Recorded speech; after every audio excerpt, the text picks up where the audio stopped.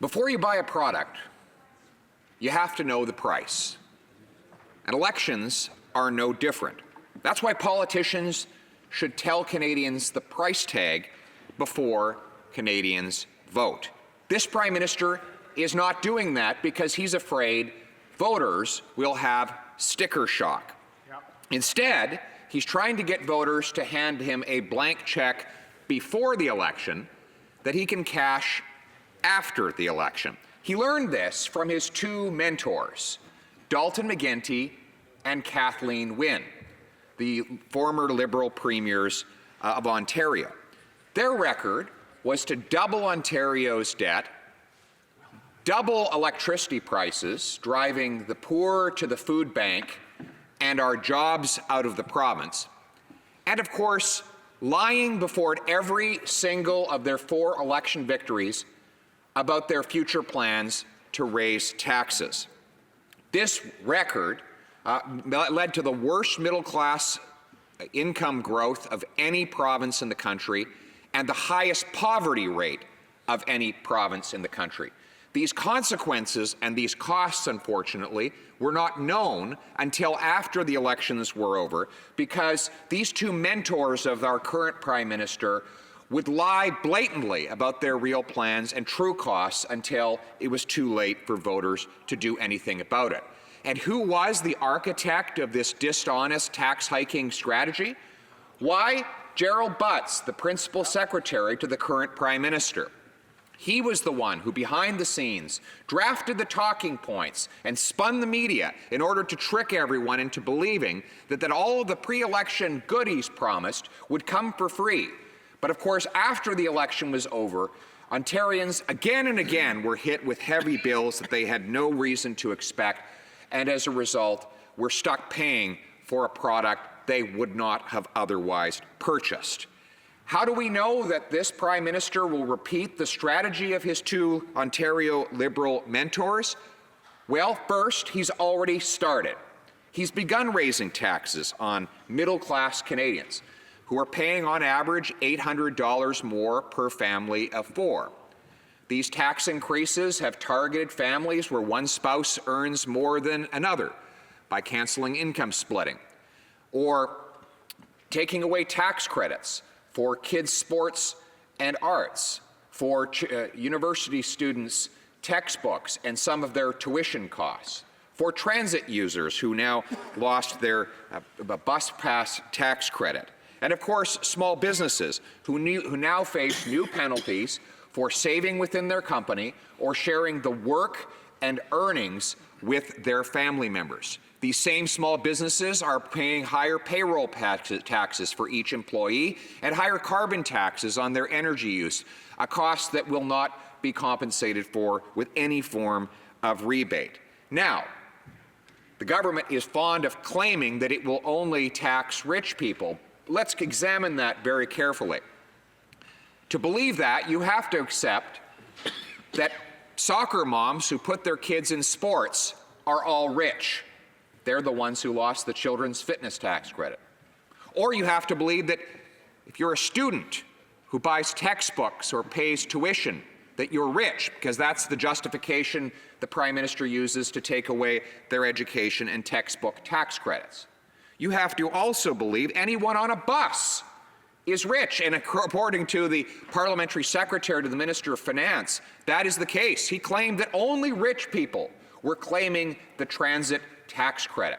So I don't know when the last time was he was on a bus anywhere in Canada, but there are not a lot of millionaires and billionaires rolling around on public transit. Now, I understand that the Prime Minister doesn't know that. He's probably never taken a bus. He's always had a driver, but it's never been a transit driver. Our leader, of course, grew up in a family without a car, and he therefore took the bus everywhere he went as a kid. He would be able to tell the Prime Minister, as would most Canadians, that millionaires and billionaires don't typically ride around in public transit. So it's not believable to suggest that only the rich paid more when the government canceled the tax credit for public transit fees. You know, it's interesting, though, they talk about taxing the rich, because when they designed their tax policy, they specifically ensured that those with large family fortunes like the Prime Minister or billion-dollar companies like the finance minister would not face any new taxes. They were sheltered from the changes. So higher taxes if you take the bus, buy textbooks, put your kids in soccer, but if you have a trust fund, a family fortune, or a billion-dollar company, you are protected under this government's policies. So when they engage in class warfare, I think we'll all agree it's just a little bit rich. It's even more so when you look at the actual data. CRA published data in the aftermath of the government's tax changes to ascertain how much people in various income groups are paying in tax. This data, published in a front-page Globe and Mail news article, found that the wealthiest 1% is paying $4.6 billion less in income tax after the tax changes that this government brought into place. So in other words, if you're middle class, you're paying $800 more, but if you're part of the elite 1% with trust funds, family fortunes, or billion-dollar companies, you are part of a group paying $4.6 billion less. And the result of that broken promise is that everyone else has to pay more to make up for the hole left behind by the rich who are getting breaks from this government. The second way this government is, and this Prime Minister is seeking a blank check, is with respect to tax increases that he attempted to implement, but then was caught and therefore forced to put on hold. He attempted a 73% tax on the passive investments that small businesses make within their companies. Those businesses, prior to the changes proposed, already paid an automatic in-year tax of 50.7% on all income they earn from investments in stocks, bonds, mutual funds, and other passive instruments that in which they set aside money for retirement, maternity leave, a rainy day, or future active investments. They are already paying half of those gains in taxes, but this government wanted to tax them twice for the same dollar, bringing the full tax burden to 73%.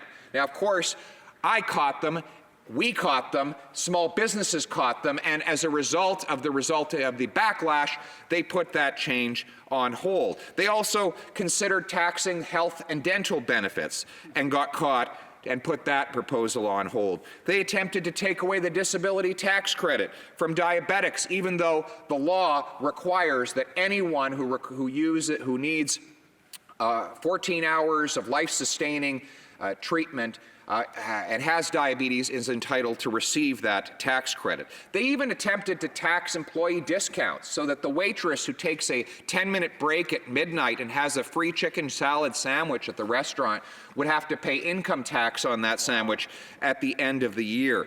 But you know something about all these attempted tax increases that the Prime Minister has put on hold? He has not once stood in this place or anywhere else and said it was a mistake, that they were wrong, that he never should have even contemplated them. He simply backed away temporarily because he knew the voter backlash would threaten his chances of re-election. But with that election behind him, when he no longer needs voters, but still needs their money, we can be sure he will bring every single one of those unjust and exorbitant tax increases right back, because he still believes that they were the right thing to do. And then we have the carbon tax cover-up. Now, this government has released documents containing the true cost of the present carbon tax proposal. Only one problem: they blacked out all the numbers. Now, why would they do that if they have nothing to hide? If Canadians are really going to get back in rebates what they pay in taxes, the government should be thrilled to have everyone know exactly what the cost of the tax is, rather than just having some numbers published in government press releases. But those numbers are still blocked out, and this government is under investigation by the Access to Information Commissioner about for its refusal to release that data. But that, Mr. Speaker, that's just at the current rate of the carbon tax. The government currently admits that it would impose a $50 a ton carbon tax. But that tax rate will lead this country to fall 79 million tons short of reaching its Paris Accord commitments. So how to make up the difference? Well, According to a February 2017 briefing from to the finance minister, the carbon tax will have to increase in, quote, severity in order to reach the government's targets. That's right, the carbon tax is so ineffective at reducing emissions, it has to be significantly higher than the government admits in order to have its intended effect. And that is why we are suspicious about the true post-election carbon tax rate. And there's more reason that we should be. A 2015 Environment Canada briefing document said that the tax would have to rise to $300 a ton, not $50 a ton, 6 times higher at $300 a ton. That is not only 6 times higher than the planned carbon tax, but 15 times higher than the rate that would be in place this year. Based on the government's own figures, a $300 a ton carbon tax would lead to a cost for the average family of $3,000 per year in Ontario and $5,000 a year in Saskatchewan. These higher costs would come in the form of increased gas, heat, grocery bills. Basically, anything that needs to be moved, heated, or cooled would become significantly more expensive. And herein lies the trick. They'll send you a few $100s in rebates before the election, and then give you $5,000 in higher costs after the election. Doesn't that remind you of the Kathleen Wynne Dalton McGuinty scam I described at the beginning of my speech? Now, Mr. Speaker, we moved to the next reason why we should expect higher taxes from this government if it is reelected, and that is the runaway deficits. The reason Liberals raise taxes is because they have an insatiable appetite to spend other people's money. We've seen that so far. Government expenses are up by 25% in just 3 years. And while the Prime Minister promised that the budget will balance itself in the year 2019, here we are, and in this year the deficit will be $20 billion and growing. Far from balancing the budget this year, Finance Canada now says that will not happen until the year 2040, 2 decades from now, when the national debt will be $1 trillion. In fact, according to the parliamentary budget officer, we'll be spending 2/3 more on interest for the national debt within just 4 years. $40 billion in interest to wealthy bondholders and bankers is good news if you're a rich guy that lends the government money, but bad news if you're the taxpayer paying for it and getting nothing in return. Now, $40 billion is a hard number to comprehend. To put it into perspective, that's what we spend on transfers to the provinces for health care, an absolutely astronomical sum of money vanishing from working-class taxpayers into the hands of wealthy bondholders. We know what Canadians know, and that is the Prime Minister broke his promise on deficits, and he will break his promise on taxes. That is what Liberals do.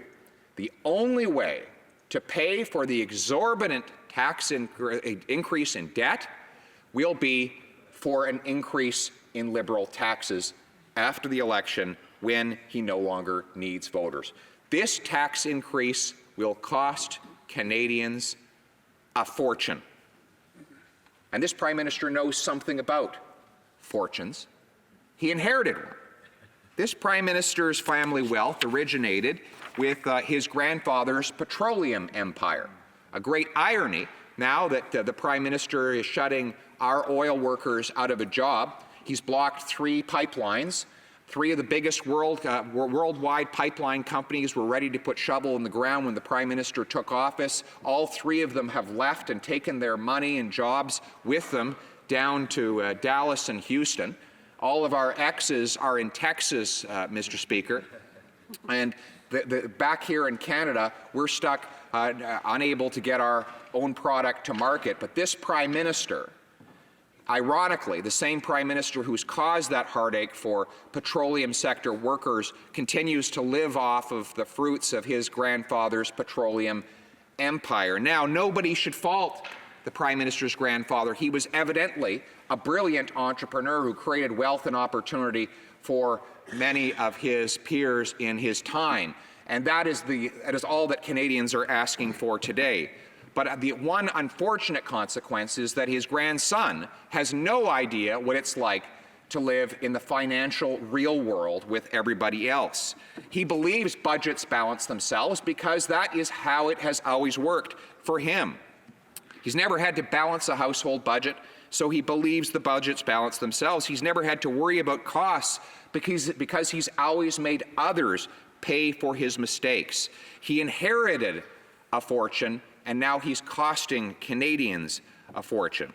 Now, before you buy the brand name, again, Mr. Speaker, you should know the real cost, and also know that that cost will not be fully understood until after the election, and there is no money-back guarantee. So instead of giving this Prime Minister a blank check, Canadians should elect a government with an affordable plan that forces itself to live within its means, to make life more affordable, so Canadians can get ahead. We understand as Conservatives that the cost of government leads to higher cost of living.